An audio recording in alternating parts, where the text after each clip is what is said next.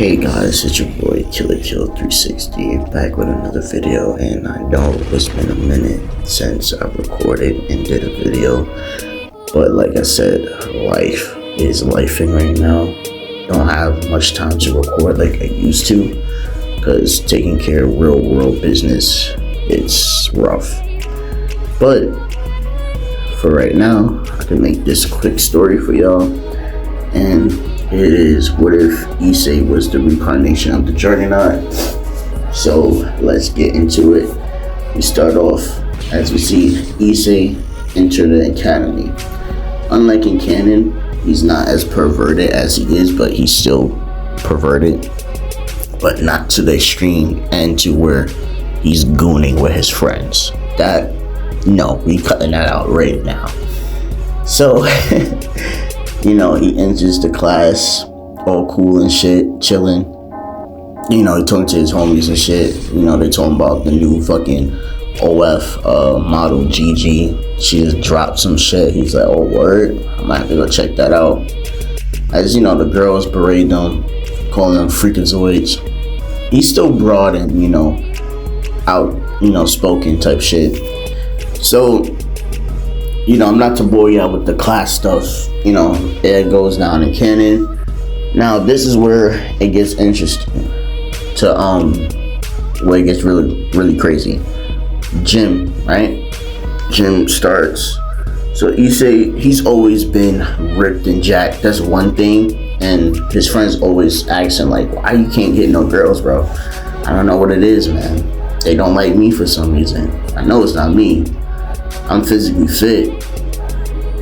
Maybe it's your ugly ass mug. They troll. He's like, oh, shut the hell up, right?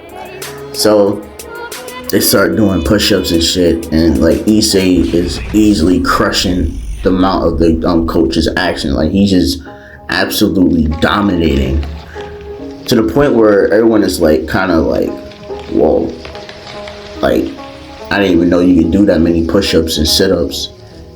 I do this every day. I gotta keep my body maintained. Even the girls are somewhat impressed, but they still think he's weird. And then it got to the grip strength. Now, where it gets real interesting when he grabs onto the machine that assesses your grip strength, he hits a number where it's like uncomfortably like, what the fuck? As the coach is like, it must be broken. Let me try it again. As he says, maybe I should take it easy a bit. As he squeezes it, it's still an unprecedented number. Your grip strength is 550. What the hell? As everyone is like shocked. As Hanako notices it, she's like, huh. So his first few numbers was over 1,000. And then he lowered to 550. I gotta tell Rias about this, she says. He's very interesting. As it came to the track and field, Issei dominated. The only person that he couldn't beat was Kiba. But the fact that he was keeping up with Kiba says a lot as well. As everyone is like oppressed like by his physical attributes. That's like the only cool thing about Issei, apparently, according to the girls. So we cut back to the Piratarage, right? As they all sitting down in the house. As Kiba puts his foot on the desk, Issei Kyudo, he's very interesting. His physical strength is insane for a human. Is that so? Says Ria's Grimmery. I would like to hear a little bit more. Anyone have more information? As Panako speaks up, yeah, his grip strength hit over 1,000 multiple times. Everyone thought the machine was broken, but I knew it wasn't broken. And then he lowered his power to 550. A human exceeding a grip strength over 1,000 a couple of times, and there wasn't a malfunction? Huh. It sounds interesting for sure. As As Akano is like, huh, indeed he's interesting. Can't wait to see him. I gotta examine him for myself. So, we cut back the next day in school. This Issei, is chilling with his friends as he parts away to go, like, get water and shit. And unlike Canon, this is where it gets interesting. Rainier, he runs into Rainier, right? As Rainier comes up to him, and she gets, like, mad close and personal with him and whispers in his ear, "I always find you attractive," she says. As he says, like, "What? Say that again, because I didn't hear you." "I said I always found you attractive," she said. "I want you to be my boyfriend," right? As Issei's like, "Oh shit, it's finally happening," right? But something in his gut is telling him, like, don't go for it. You're gonna be screwed over. You're gonna get fucked. But he's like pushing it in the back of his head because he's like, she's bad as fuck and I don't care, right? So, they end up planning out a date, going to the carnival that's like being hosted and shit. So, he's like, "Fuck yeah, I got a girlfriend now," right? And she died as hell.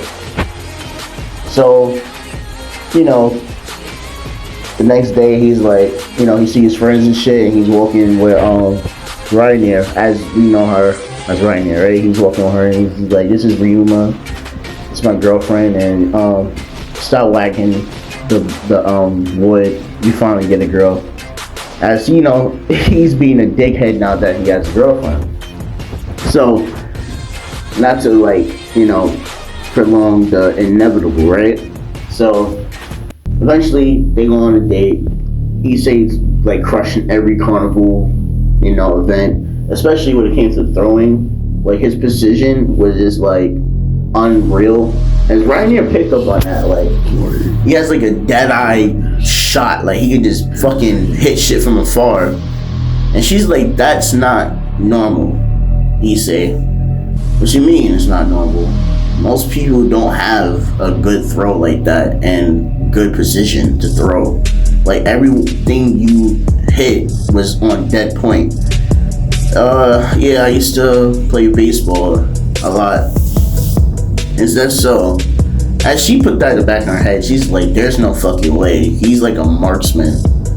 So, Rainier lures him over to where, the water fountain is.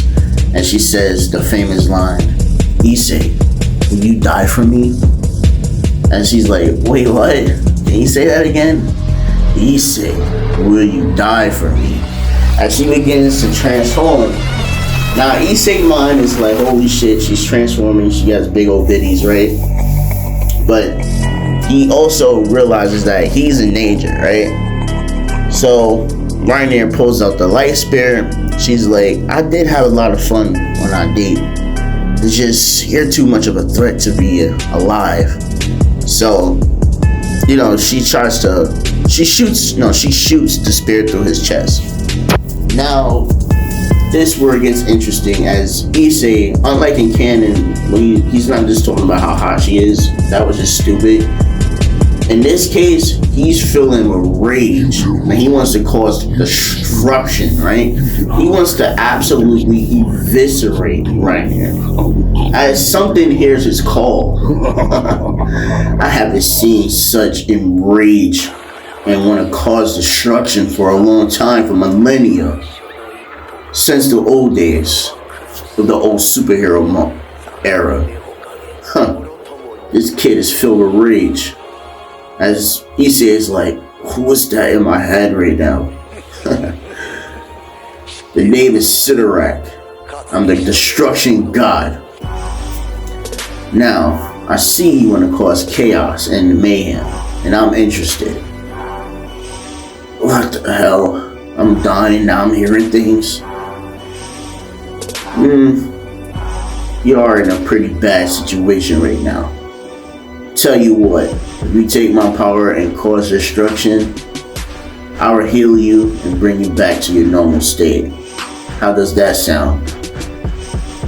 Hell yeah, says Issei. As the transformation begins, as Issei gets another 5 feet tall, and his muscle density gets outrageously insane to the point where, like, it doesn't make sense. So Ria's Grimmery actually shows up, but the thing is, Issei's not dead. He's kind of like sitting in his own blood right now. As he's like, so you're another one? Is Ria's Grimmery put her hands up? No. What the hell happened here, says Ria's. Well, I got attacked by one of your cronies. And she's like, excuse me?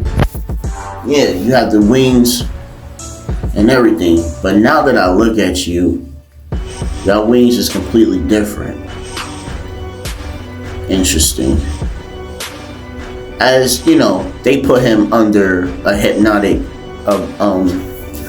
well, technically it wouldn't work since he's the juggernaut, but let's just say in this case he gets, you know, his mind reset and shit.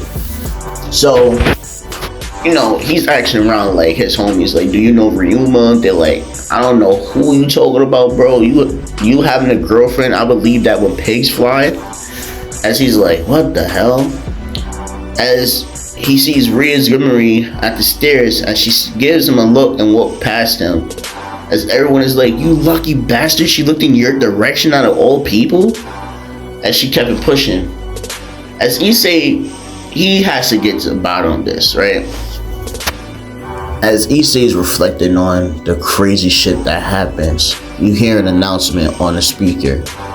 Issei Udo, please report to the clubhouse immediately. As Issei is like, what the hell? As everyone is like, what? Why do you want Issei?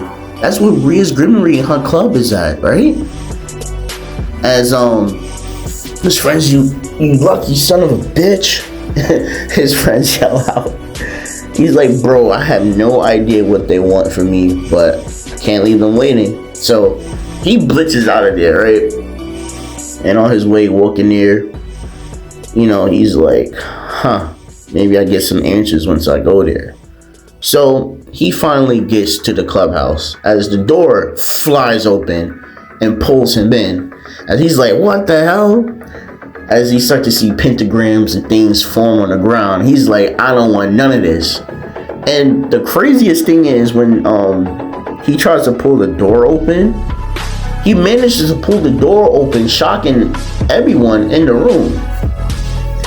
As she's like, Ria's Grimmery is like, I'm not here to hurt you. I'm here to talk. Please close the door before you rip it off the hinges. As he's like, okay. You know, he's skeptical as shit because he sees fucking, you know, wings and all this supernatural shit. He doesn't want to deal with none of that, right? As Ria's Grimmery says, please have a seat. And, you know, he listens to her because she's bad as fuck. So he sits down and he's like, I'm assuming this is about the situation that happened yesterday. Yeah, how do you still remember that? I don't know, something that's protecting my mental state. Yeah, that something is a power that we have no idea what it is. But we know it's extremely powerful, and that's why the fallen angels had to take you out the equation. I wasn't aware that you had the Red Dragon Emperor powers. Wait, Great Red power, sorry. Great Red? What are you talking about? As his arm activates, as he's like, what the hell is this? That's a sacred gear, says Ria's Grimmery. It gives the user untold fathomable power. As it says, boost. Yes, I've been trying to get to you for a very long time, kid. But something was blocking me. And that would be me, as a voice booms. As everyone is looking around, it's like, where is that voice coming from? I'm the ancient god Sidorak, the god of destruction. And I see a lot of potential in this one. Wow. Akino says, you hit a gold mine, Ria's Grimmery. Look, he has 2 power sets, one from a god and one from a dragon that kills gods. You hit the jet pod. I might hit the jet pod, but it's all up to Issei if he wants to join us. But be warned, if you don't join us, you will be casted as a stray, and many powerful devils and demons and angels will try to kill you. So, I'm not going to force you to join us, but keep that at the back of your mind, as Issei is like, well, damn, you're not giving me much of a choice, huh? As she smiles, as he peeps that, and he smiles too, so I'm in then.